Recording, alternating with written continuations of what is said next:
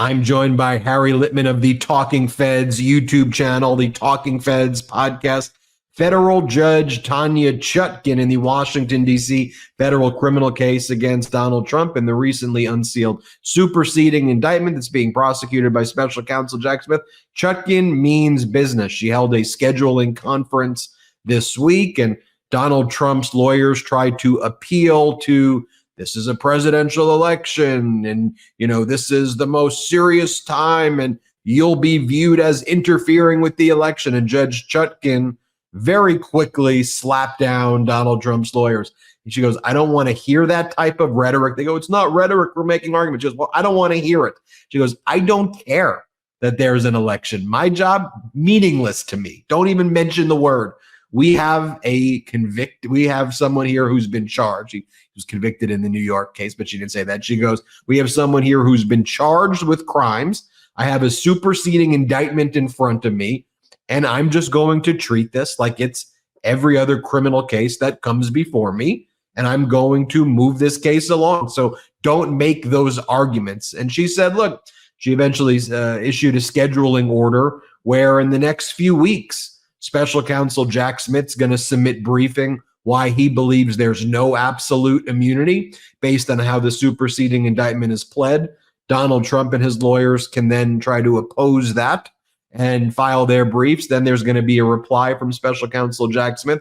But it's all happening very quickly, where all those facts are going to be laid out. A bunch of new facts will probably be unsealed that I'm sure we know about from watching the January 6th committee stuff, but there may be some new stuff. But her approach here, I think, stands in contrast to a lot of the other judges who have bended to the fact that Trump is the leader of the MAGA Republican Party. He's a presidential candidate, and they've treated him special. But she's like, yeah, sorry, not happening here.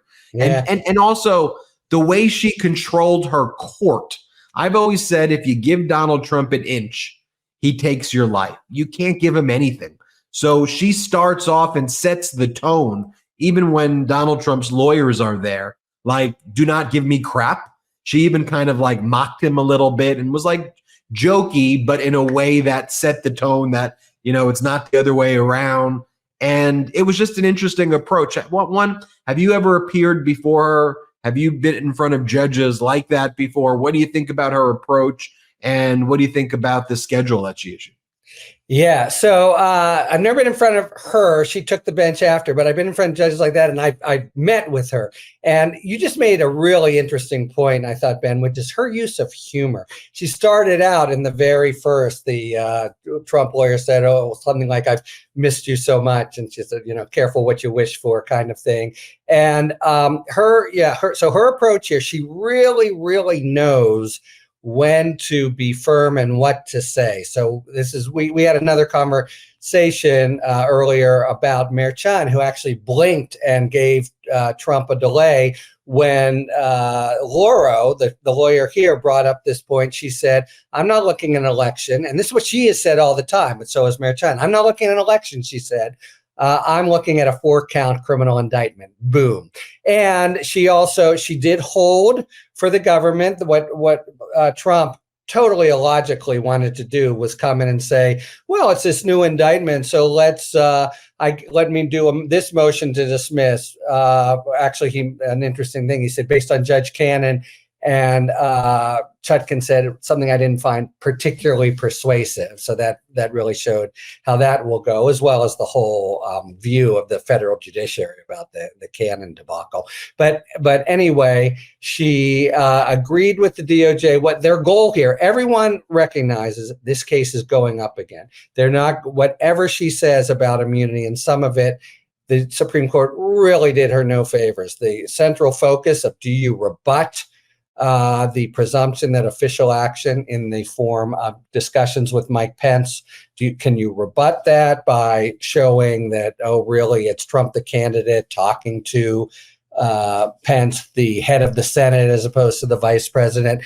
We don't know what the standard is. She doesn't know what the standard is. We don't know what it means to not infringe on the function of the executive branch. So no matter what, and she said it, everybody said it in the hearing, it's going up again. And if you take a step back and you know how things work, we're talking trial in 2026, right? On the other hand, the goal, the DOJ goal, and she embraced it in her schedule basically, is to just do it once. So put it all together, do immunity. She'll let Trump pursue his motions, but simultaneous, and the focus is immunity. So it was more of the approach that the DOJ wanted, but notice one thing, the briefing starts September 26th, ends October 29th.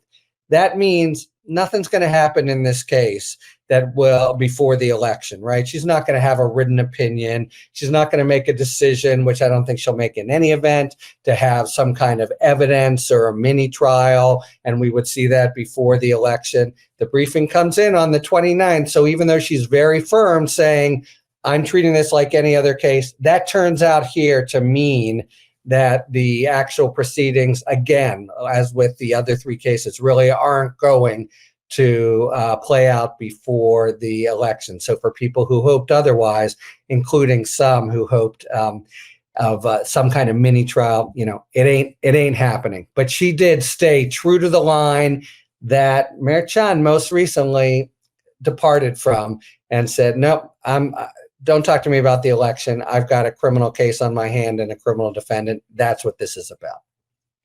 Donald Trump's lawyers continued to whine. This is so unfair. You're moving too quick. And she's like, I'm not moving too quick at all. This has been over a year. Right. So this is hardly, anything that's moving at like lightning speed. She used words to that effect. But like, here we are, Harry, right, where we've now seen, though, how the justice system should work in other cases that don't involve Donald Trump. I mean, we could even talk about Hunter Biden. I mean, just think about it. Two Hunter Biden cases during this period, not one, two, worked their way through the system through a trial, or the most recent Hunter Biden case that involved a special counsel, which, by the way, Judge Cannon claims are not even allowed to exist in both Hunter Biden cases and special counsel. The most recent one, Hunter Biden took a guilty plea right on the eve of jury selection taking place. The other one, where there was a conviction. Hunter Biden got no favors from the judge there, who through motions in limine excluded, anything that could potentially even bring sympathy, and it was a brutal trial for him, right? The witnesses, Joe Biden's ex-wife, his daughters, Yeah. And so he took a guilty plea and then he was convicted. You take a look at Senator Menendez in New Jersey, Democrat, went through the system after the Trump cases were filed, found guilty, and that's the way the system works. And there was no, delays there. I mean, you take a look at George Santos, same thing. The facts and evidence came out. That's, where, it's the conclusion was justice was served, and in these Trump cases, there's not really the argument that he didn't do it. Right. The argument is that he's allowed to do it. He's allowed to crime if it is in the context of what could be construed as official criminal conduct as a president, or official criminal conduct as core constitutional functions. And we saw during oral argument that the boundaries of what that doctrine even means was tested very clearly, where there were hypotheticals. So you believe it would be an official act in core constitutional functions to order the SEAL Team 6 or the Navy to kill your political opponents? Trump lawyer, yes, we think that would be okay. And the right-wing Supreme Court said, we agree. That's okay. You can do that. So we're in this area, Harry, where when you see Judge Chutkan, it's behave the way we expect judges to behave and conduct herself, with dignity. And it's in stark contrast to this other gravitational pull that's, rewriting law school and our system of justice.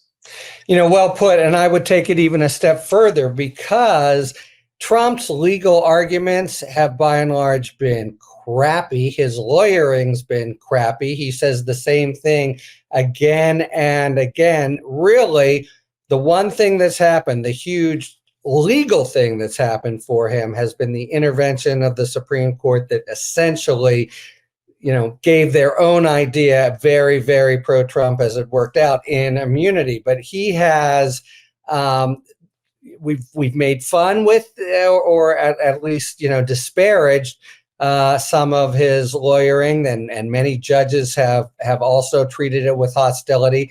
But you're totally right. Some combination of really, really good luck on his part, blind good luck, and a few and pressure points applied to some judges, and then that Supreme Court immunity opinion, which casts a shadow over everything here, has made it the case that even though his arguments are lousy and his lawyering is lousy, here we go. We're going to come to the election, and there's not going to be any kind of accountability other than the fact of the conviction in the New York courts, for what that's worth. And we can discuss that.